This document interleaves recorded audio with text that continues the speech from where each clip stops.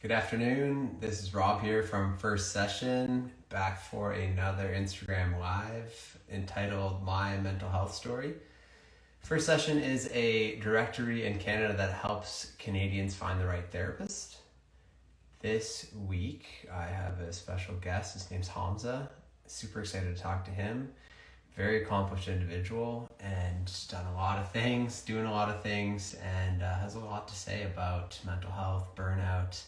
I'm sure much more. So I think he's just joined here as well. Hey Hamza, Rob, what's going on, man? good. Not too much, man. How are you?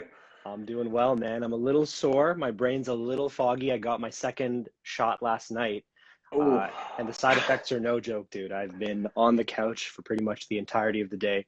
I was almost tempted to request a rain check on this one, but I said, I can't do you dirty like that. We already rescheduled it once. I'm like, I got to show up. It's a very timely and relevant conversation. So, dude, I'm happy to I be here, man. How are you?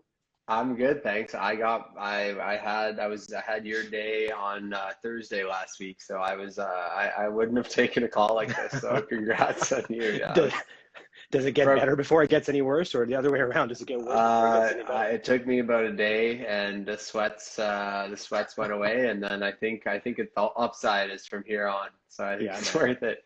Yeah, Yeah, if you ever thank see you. me zoning out or getting bleary-eyed, just I'll yell at take me, bark over. in my ears, and I'll just spring back up, and I'll knock down some vitamin water to keep myself hydrated throughout, dude. I'll go in my monologue. Okay, thank you very much. That's huge. For anyone watching, it is worth it after you get your second dose. It's definitely worth it. Yeah, man. Awesome. Well, let me read a quick bio for anyone who's not familiar with you. Oh no. So I'm joined by Hamza Khan, a multi-award winning marketer, best-selling author, global keynote speaker. He's a top-ranked university educator and serial entrepreneur. He empowers youth and early talent through his work as managing director of Student Life Network, Canada's largest and most comprehensive education resource platform, which reaches over 2.7 million students. Hamza is invited regularly to deliver keynotes and workshops around the world. His clients have included some of the world's most dynamic companies and organizations. You can learn more at hamzacon.ca, and I'm sure we'll discuss where people can find you later. But welcome, thank you. So good to Oh meet you. man. Thank you so much for having me. I gotta try and live up to that incredible WWE-esque bio. So here we are, man. I've heard nothing but great things about you. Katie was very gracious in connecting us, and I had some time to stalk you and see the work that you're doing with First Session. And I gotta say, you and the organization are what I needed when I was younger. So I'm really excited to take the viewers down and yourself down memory lane and revisit my mental health journey up until this point and share any advice. I'm an open book, sir. Whatever questions you have, let's bring it on. Hey, thank you. That's incredible. Well, yeah. When in your life would this have been useful, and why? What was happening? Oh man. So you said something on the about page of First Session when you were describing your own journey, and you used the phrase, I believe, and forgive me if I'm paraphrasing this incorrectly, you said that mental health challenges served as the backdrop for your youth. And when I read that, it almost read like a monologue. I was like, oh shit, this is, and sorry, forgive me, I get a little impassioned sometimes over here. This is Please, a please this is a continue. family show. Uh, I read that and I thought to myself, oh shit, you know, Rob and I have a lot in common over here in terms of we must be familiar with some of the coping strategies that come from being acclimatized to anxiety, depression, and other mental health challenges at such a young age. I'm assuming this probably happened in your late teenage years or early 20s. For me, it started, I think, around the age of 14. So both of my parents, immigrants from South Asia. By the way, I have a question about that. Rob Pintwala, am I saying that correctly? You are, and I think the wallet is actually Indian Yo, descent. Yeah, no way.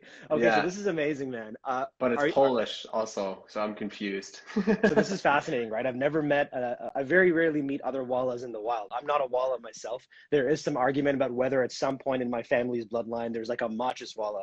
But for the viewers who don't know, and Rob, I'm sure you must have heard this in your travels as well. Like there's a sect of the Muslim community in India that tends to add Walla as a suffix to their last name as a way to denote their career. So you have like taxiwala, which is like Hamza taxi driver, or like Rob, uh, uh, you know, Pintwall, which is like maker of alcohol or drinker of alcohol, haver of pints.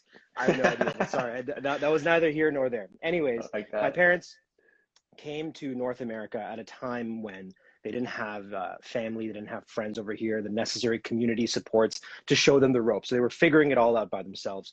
My mother had the equivalent of a college education. My father had the equivalent of a high school education. So they lacked not only the concepts to understand what was happening to them when they were experiencing debilitating stress, they didn't even have the vocabulary. Now, this is also in the 80s when, you know, the stigma around mental health was probably highest in my memory. You know, people were still being described with derogatory terms. The R word, the word crazy was being used very often.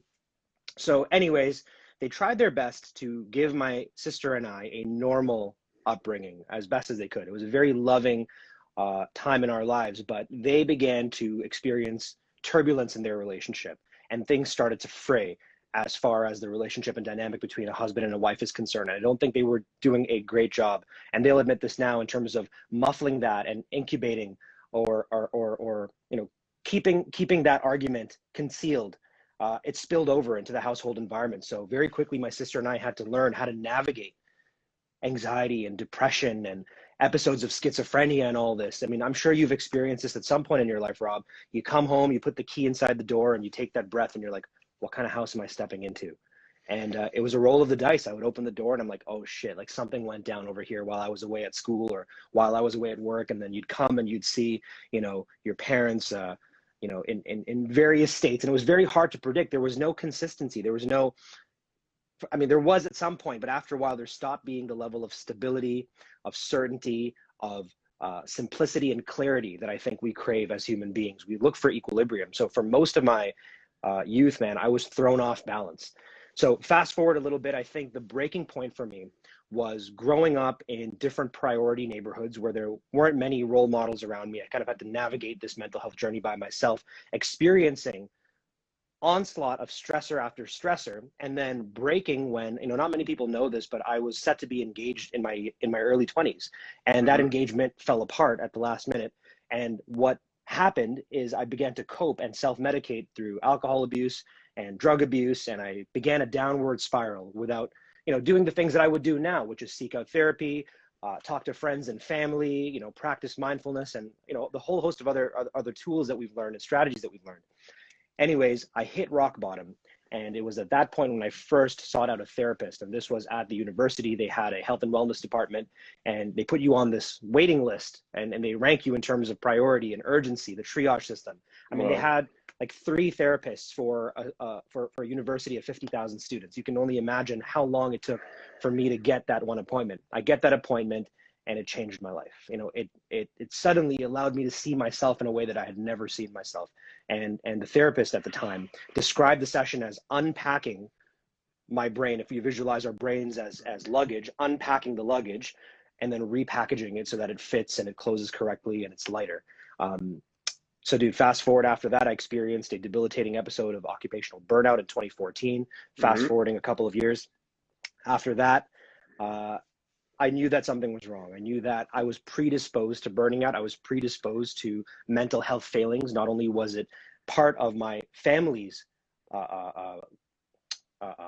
makeup, if you will, it had now also transferred over to me. I had picked up some of the bad habits or lack of the good habits that allowed me to then not respond and not bounce back from that burnout episode the way that I would now. So then began a long odyssey, Rob, of seeking out different therapists, of treating my mind with the same respect and intentionality that I treat my body. And I've learned over the years that mental health is health. You know, we often think about and categorize mental health as separate from emotional health, spiritual health, physical health, but it's holistic. And I know I'm preaching to the choir over here. So that's sort of my journey in a nutshell. Family history, growing up without the concepts and the vocabulary, experiencing trauma, experiencing burnout, and then realizing once the Superman complex wore off that I can't do this by myself. I need somebody to talk to. I need a community. I need services like First Session. Wow. That's incredible. It sounds like it started as a very reactive, necessary point of seeking help. Obviously something led you to like book that therapy appointment at your university, even and got you through that waiting period, which sounded like it was pretty extensive. But then now it sounds like mental health in your life is more like performance related and maintaining a certain like level of wellness, which is awesome. Yeah, I would say so, Rob. And I glossed over a lot of the details, right? I know that we have limited time today, but in that waiting period between when I realized that something was wrong, by the time you become self-aware, it's often you're further along your mental health challenge journey than you realize by the time you become self-aware that there's a problem. So I was struggling. I kept on hitting rock bottom after rock bottom. And, I think all of the key performance indicators around me, whether it was grades, whether it was health, whether it was relationship, were all reaching the point of diminishing returns. So that was when I knew that I needed something, because I didn't have the ability to make sense of what was happening to me at that time. Was there a period that you were sort of resenting what was causing you the pain, whether that was like the family struggles and that, like, have you been able to overcome that? And if so, like, how's that sitting with you now? Like, how do you let your like upbringing fuel the fire, I guess? Yeah, man. It like you have a lot of fire. There was a lot of fire, man. A lot of fire, and I'm sure that there's a segue into the burnout gamble here at some point. A lot of it began with rewiring my self-talk. I think that up until that point, when I received my first therapy session, and I've continued that journey since, I would say things to myself, or if I said them to you, Rob, you'd stop the live, you'd drive over my house and drop kick me through a window. I mean, I was just completely toxic in my self-talk. I hated myself. I internalized all of the external stressors and pressures as internal failures. I internalized them as failures.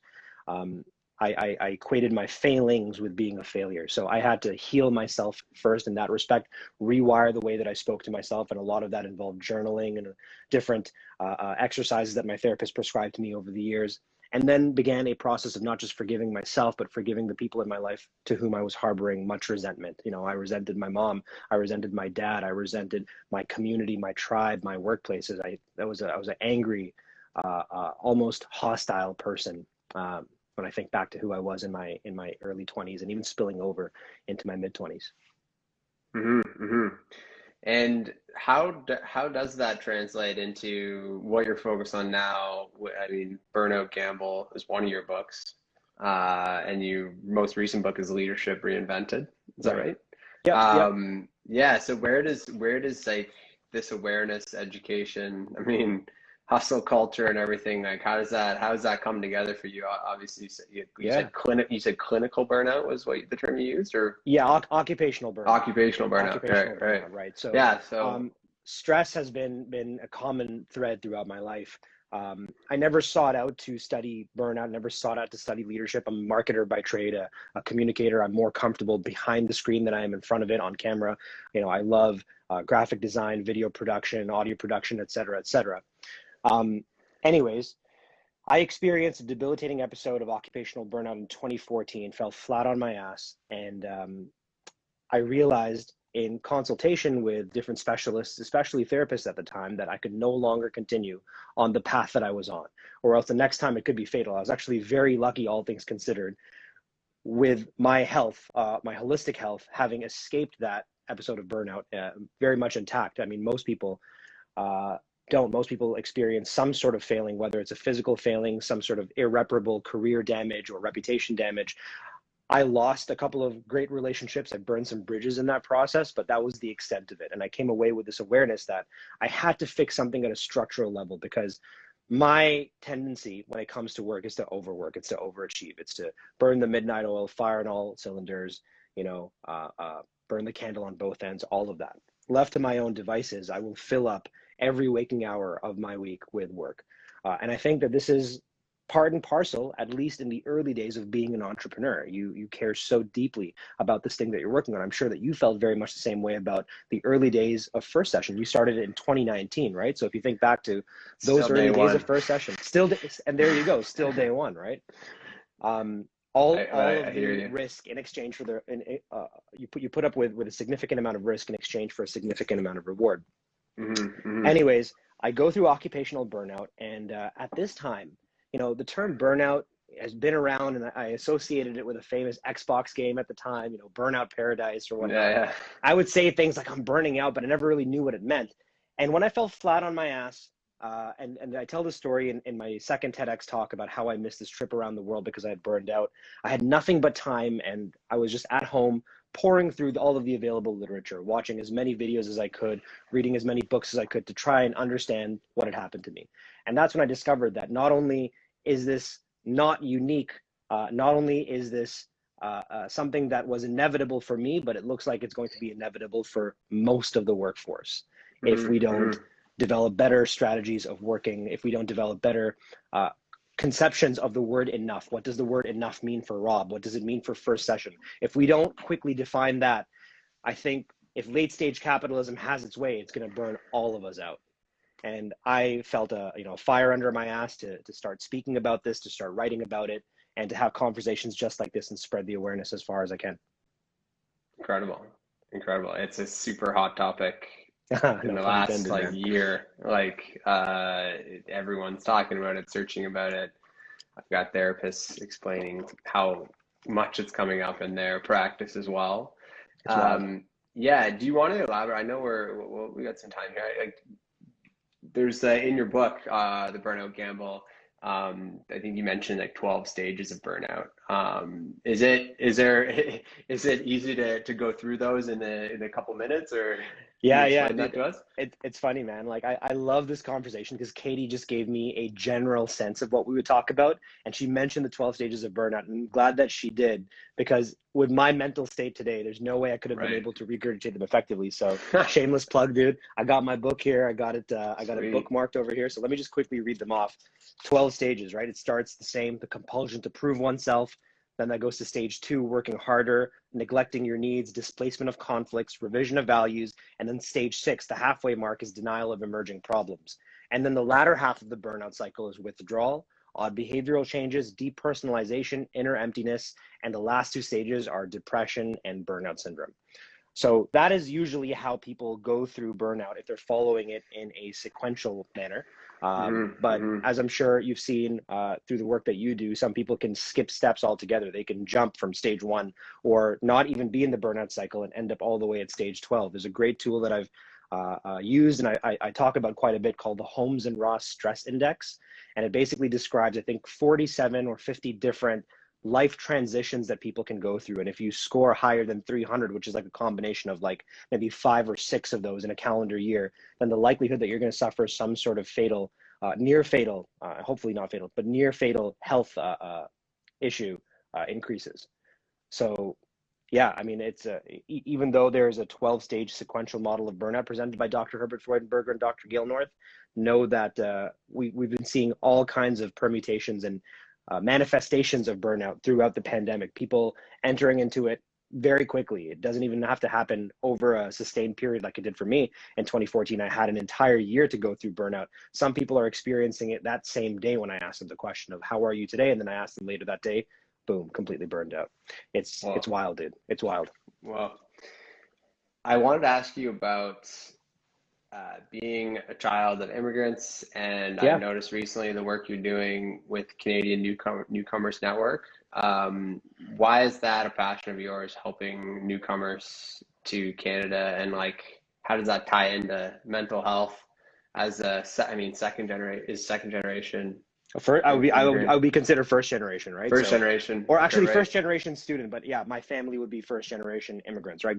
Great distinction over there. So, dude, my passion has always been around the student space, helping youth and early talent succeed. And so I experienced quite a bit of success in my career building these online communities, whether at the University of Toronto and Ryerson University, and that dovetailed nicely into becoming managing director of Canada's largest and most comprehensive student community, Student Life Network.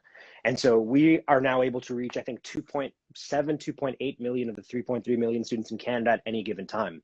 But what we've noticed over the last couple of years, and we have a sister company, by the way, Parent Life Network, which aims to do the same thing that we do for students, support them through transitions.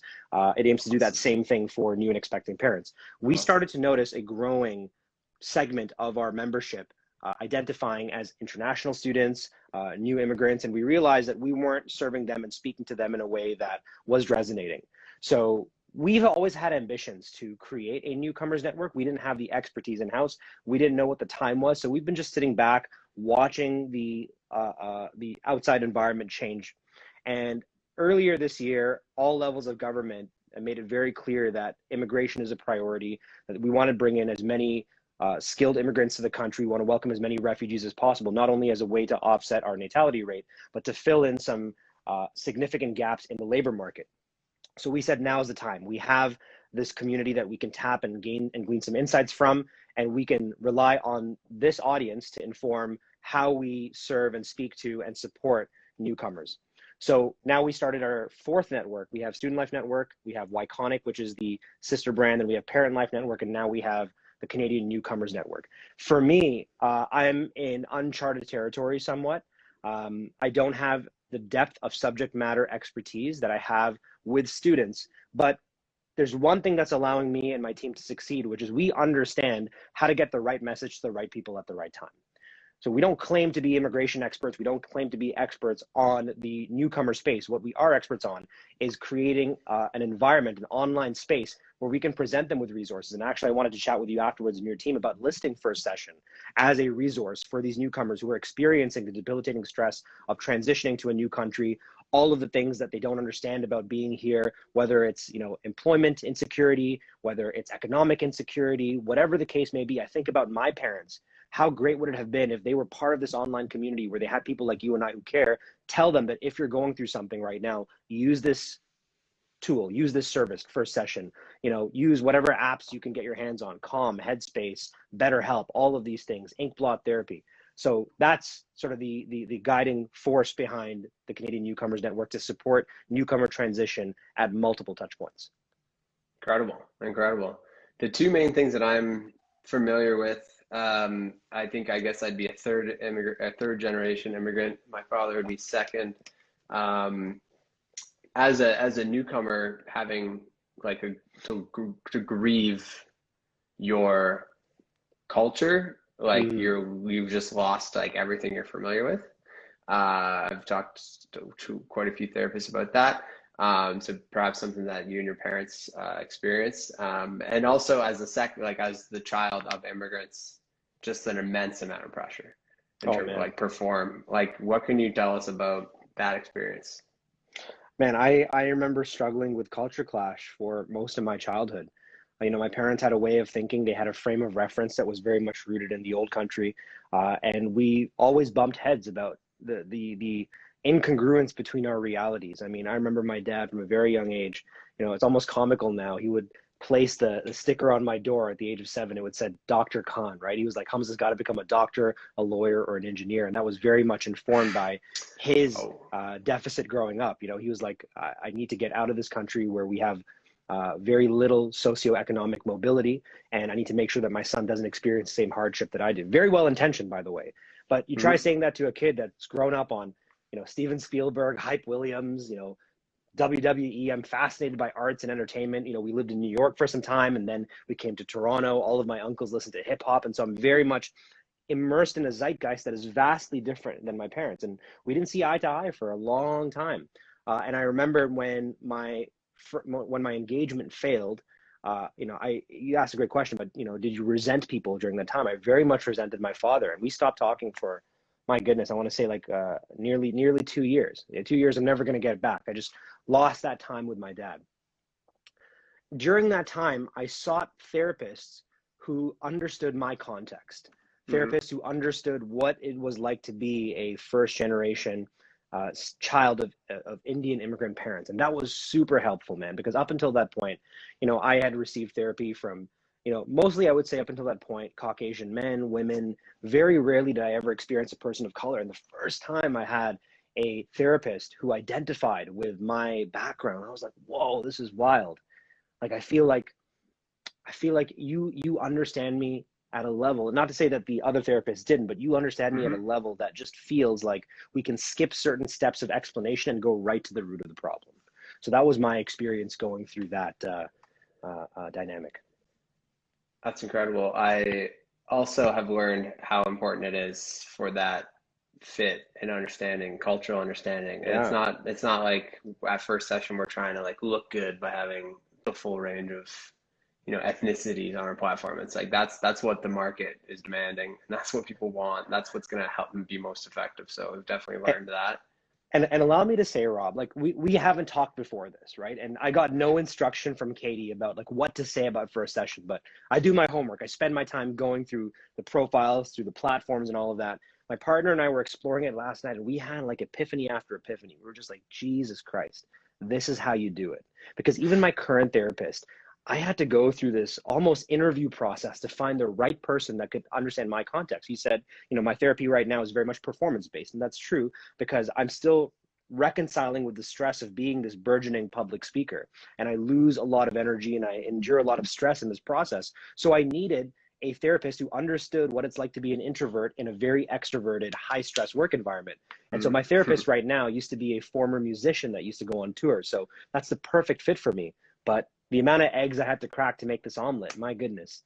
I wish that I had actually used first session to go through the videos, which is a brilliant idea that you have. You have all of these therapists record videos of themselves interacting with you in a hypothetical situation. So you get not only their intersectionalities and their backgrounds and their areas of expertise, but the thing that you only get from being in a room or a virtual room with them, which is what their dynamic is like, what their vocal tone is like, what their disposition is like. Those are things that you and your first session team are intercepting in the process of finding the therapist. So I would tip my hat to you, but you don't want to see my hair. I've got pandemic hair just like you do, man. Likewise.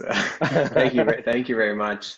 Again, thanks for the stamina here. I got one more question for you. Let's do it, man. If there's anyone out there, I mean, particularly a younger person who's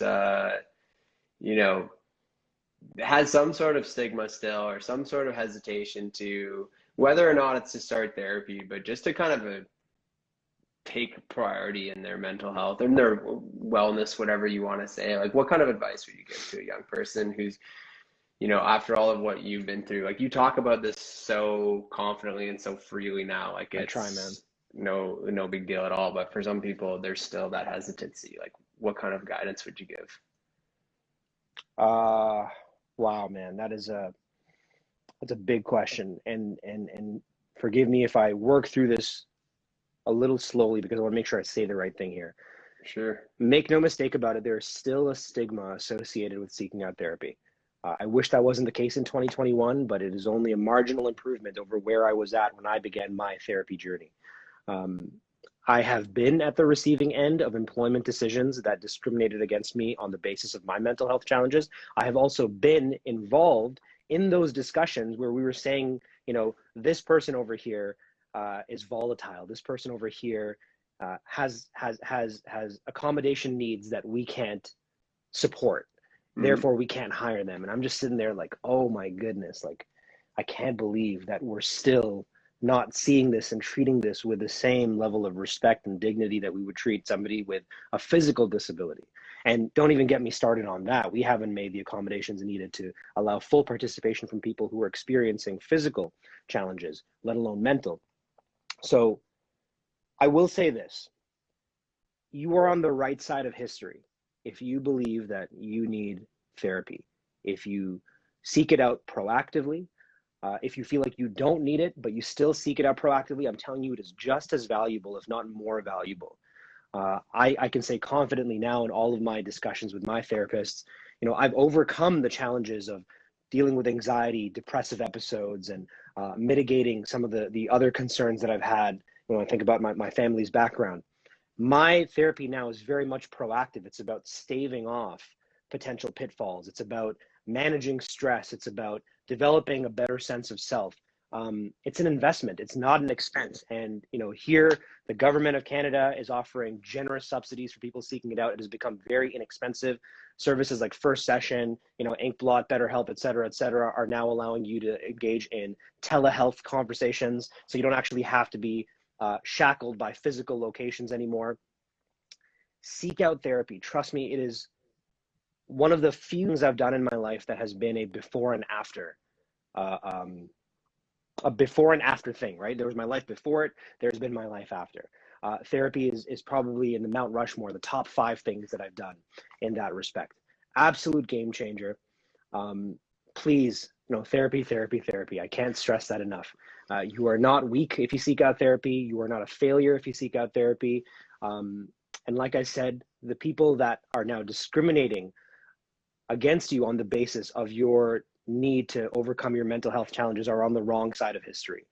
We are trending towards a world where the stigma around mental health will be completely eradicated, hopefully in our lifetime, I think at the latest in our children's or great-great-grandchildren's lifetime.